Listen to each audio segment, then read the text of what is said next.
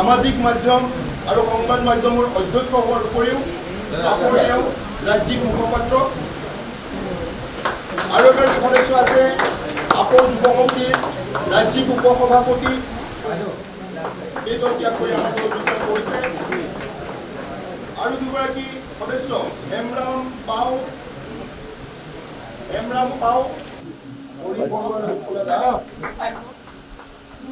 আগৰ সাইডটো দিও পাইছানে আমাৰ দলত যোগদান কৰিছে দলৰ ঋতু শইকীয়া তিনিচুকীয়া জিলা সমিতিৰ কৰ্মকৰ্তা সকলে আজি এই দিনত তেওঁলোকে বহুতে হয়তো জেগা উলিয়াব পৰা নাই তথাপিও মই সকলোকে মোৰ তৰফৰ পৰা আজি মোৰ সহযোগী হৈ ৰাইজৰ দল শক্তিশালী কৰিবৰ বাবে অহাৰ কাৰণে মই ধন্যবাদ জনাইছোঁ লগতে অৰাজনৈতিক অনুষ্ঠানৰ পৰাও অহা আৰু অৰাজনৈতিক অনুষ্ঠান লাচি সেনাৰ পৰাও অহা আপৰ পৰা অহা সমাজবাদী পাৰ্টিৰ পৰা অহা ভাৰতীয় জাতীয় কংগ্ৰেছৰ পৰা অহা সকলোকে আদৰণি জনাইছোঁ আজি খুব ভাল খবৰ যে তৃণমূল কংগ্ৰেছৰ ষ্টেটৰ প্ৰেছিডেণ্ট এটা ৰাজনৈতিক দলৰ অসমৰ মুৰব্বী আমাৰ ৰমেন চন্দ্ৰ বৰঠাকুৰ ডাঙৰীয়া আজি আমাৰ দলত যোগদান কৰিছে আমাৰ ৰাইজৰ দলৰ কাৰণে ভাল খবৰ যে অসমৰ সমাজবাদী পাৰ্টিৰ মহিলা শাখাৰ প্ৰেছিডেণ্ট মীনাক্ষী কাকতি বাইদেউ আমাৰ দলত যোগদান কৰিছে আমাৰ ৰাইজৰ দলৰ কাৰণে আজি খুব ভাল খবৰ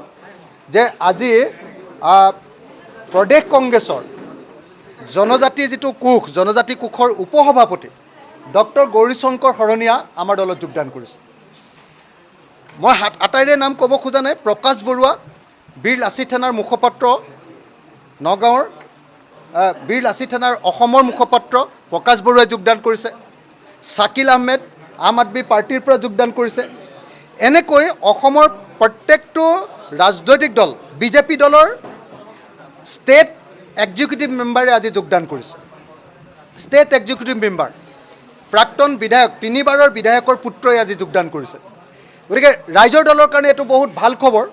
আৰু এইটোৰ জৰিয়তে আজিৰ দিনটোৰ পৰা আমি 2026 চনৰ কাৰণে আমাৰ যোগদান কাৰ্যসূচী আৰু জনগণৰ মাজলৈ যোৱাৰ কাৰ্যসূচী আৰম্ভ কৰিছোঁ কাইলৈ দিনটো মই শিৱসাগৰৰ পৰা এই কাৰ্যসূচী আৰম্ভ কৰিম গতিকে আজিৰ দিনটোৰ পৰা আমি আচলতে আমাৰ দলৰ 2026 চনৰ নিৰ্বাচনী যাত্ৰা আৰম্ভ হ'ল বুলি ঘোষণা কৰিলোঁ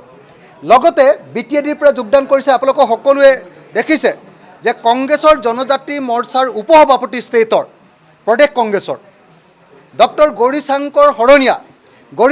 শৰণীয়া হ'ল BTADৰ তামোলপুৰ অঞ্চলৰ এজন অত্যন্ত গুৰুত্বপূৰ্ণ নেতা আৰু তেওঁৰ নেতৃত্বত আমি এবাৰ BTAD নিৰ্বাচনতো অংশগ্ৰহণ কৰিম তেখেতক আমি অতি সোনকালে BTAD নিৰ্বাচনৰ দায়িত্বভাৰ সমজাই দিম আৰু তেখেতৰ লগত মই নিজে লগ লাগি সমগ্ৰ BTAD এলেকাৰ নিৰ্বাচনতো আমি এবাৰ অংশগ্ৰহণ কৰিবলৈ চেষ্টা কৰিম গতিকে আমাৰ কাৰণে 2026 নিৰ্বাচনী যুঁজ আৰম্ভ হৈ গ'ল আজিৰ পৰা আমাৰ দল শক্তিশালী হ'ল মই সকলোকে নৱাগত সকলো নেতৃবৰ্গক আৰু সদস্যক আমাৰ দললৈ আদৰণি জনাইছোঁ আৰু আশা কৰিছোঁ 2026 চনত আমাৰ যি আকাংক্ষা যে 20-25টা আসনত ৰাইজৰ দলে এইবাৰ আমি বিধায়ক পদত জয়ী হ'ব পাৰিম 2026ত আৰু 2031 চনত আমি যাতে অসমত অকলে চৰকাৰ কৰিব পাৰোঁ তাৰ যি সপোন সেই সপোন যাতে পূৰণ কৰিব পাৰোঁ তাৰ কাৰণে আজিৰ দিনটোৰ পৰাই আমি কাম আৰম্ভ কৰিব পাৰিম আপোনাসকলে জানে আজি কিছুদিনৰ আগলৈকে মই TMCৰ সভাপতি আছিলোঁ পদত্যাগ কৰিছোঁ আজি আঞ্চলিক দল মোৰ ৰাজনৈতিক জীৱনো প্ৰথম অসম গণ পৰিষদৰ পৰিক্ৰমাৰ যোগেদি আৰম্ভ হৈছিল আৰু আজি পুনৰ আঞ্চলিকতাবাদলৈ ঘূৰি আহিলোঁ কিন্তু অখিল গগৈ ডাঙৰীয়া এতিয়া অলপ আগতে আপোনালোকক স্পষ্ট কৰি দিছিল যে ৰাইজৰ এটা আঞ্চলিক দল নহয় ই এটা আঞ্চলিকতাবাদী দল অৰ্থাৎ অসমৰ স্বাৰ্থত দিল্লীৰ পৰাও যদি কিবা আজৰি আনিব লাগে আৰু ভাৰতৰ বিভিন্ন ৰাজ্যৰ পৰা আজৰি আনিব লাগে তেনে এজন নেতা বুলি মানি লৈ মই আজি ৰাইজৰ দলত যোগদান কৰিছোঁ বিশেষভাৱে মই এটা কথা কওঁ আপোনালোকে সকলোৱে জানে যে 2021ত জালুকবাৰী সমষ্টিত হিমন্ত বিশ্ব শৰ্মা ডাঙৰীয়াৰ বিৰুদ্ধে মই প্ৰতিদ্বন্দ্বিতা কৰিছিলোঁ আৰু হিমন্ত বিশ্ব শৰ্মা ডাঙৰীয়াই কালি বিধানসভাত যিখিনি কথা কৈছে 1950 চনৰ আইন অধিকাৰী অনুযায়ী ডিচিবিলাকক অৰ্থাৎ আয়ুক্তবিলাকক বিদেশী খাতাৰ দায়িত্ব দিছে ইয়াৰ আগতে বহুত ট্ৰিবিউনেল হ'ল কোৰ্ট কাছাৰী হ'ল এতিয়া কিন্তু এটা সম্পূৰ্ণ একনায়বৰ্তী মানুহৰে জুডিচিয়েল ব্যৱস্থাটোক উপেক্ষা কৰি হিমন্ত বিশ্ব শৰ্মা ডাঙৰীয়াই শপত গ্ৰহণ কৰোঁতেও এক এক্সট্ৰা জুডিচিয়েল কিলিং আৰম্ভ হৈছিল, যে যিটো আপোনাৰ গুলিয়াইছিল, আঁঠুৰ তলত গুচিয়াব লাগে বুলি কৈছিল। অৰ্থাৎ আইন আদালতক অৱমাননা কৰাৰ তেওঁৰ যি অভিপ্ৰায় আছে, তেনেধৰণে এখন চৰকাৰ চলিলে ৰাইজৰ উন্নতি হ'ব নোৱাৰে। অখিল গগৈ ডাঙৰীয়াই অতি সুন্দৰভাৱে স্পষ্ট কৰিছে। মই পুনৰে কৈছোঁ যে অখিল গগৈ ডাঙৰীয়াৰ কম্প্ৰমাইজবিহীন এটা মনোভাৱ আৰু উচ্চ জ্ঞান সম্পন্ন আৰু প্ৰতিবাদী সত্তা আৰু এক জোৰদাৰ বক্তা, এই সকলোবিলাকৰ খাতিৰত মই অখিল গগৈৰ নেতৃত্বত ৰাইজৰ দলত তৃণমূল কংগ্ৰেছৰ আজি প্ৰায় 100ৰো অধিক মানুহে ইয়াত যোগদান কৰিছে মোৰ নেতৃত্বত। আৰু অচিৰেই আমি এই ৰাইজৰ দলক সমগ্ৰ অসমৰ মাজলৈ লৈ যাম। এজন ৰাজ্যৰ সভাপতি হিচাপে অসমৰ বিভিন্ন প্ৰান্তত মই গৈছোঁ, কাম কৰিছোঁ। মই পুৰণা দলৰ কথা বখানিব বিচৰা নাই, ক'ব বিচৰা নাই, কিন্তু এটা কথা ঠিক যে অখিল গগৈৰ নেতৃত্বত আমি ৰাইজৰ দলক 2026ত আমাক অবিহনে যাতে চৰকাৰ গঠন কৰিব নোৱাৰে তাৰ অভিপ্ৰায় ল'ম। আৰু অহা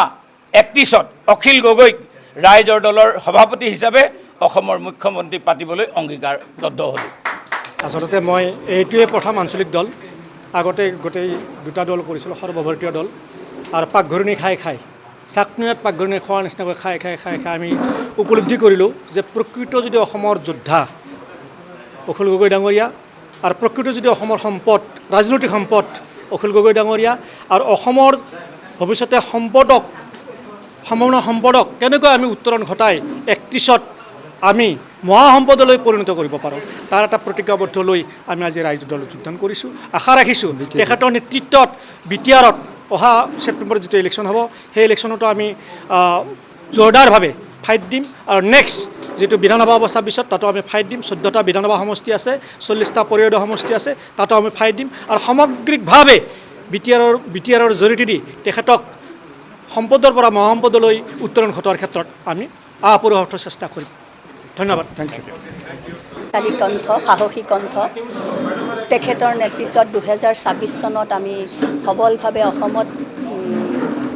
প্ৰাৰ্থী জিকাই আনিম, চেষ্টা চলাম।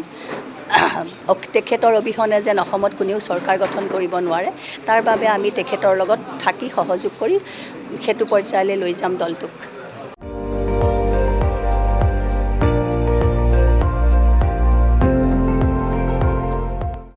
আপুনি চাই আছে ND24, সৰ্বশ্ৰেষ্ঠ নহয় সৰ্বোত্তমৰ দৌৰ।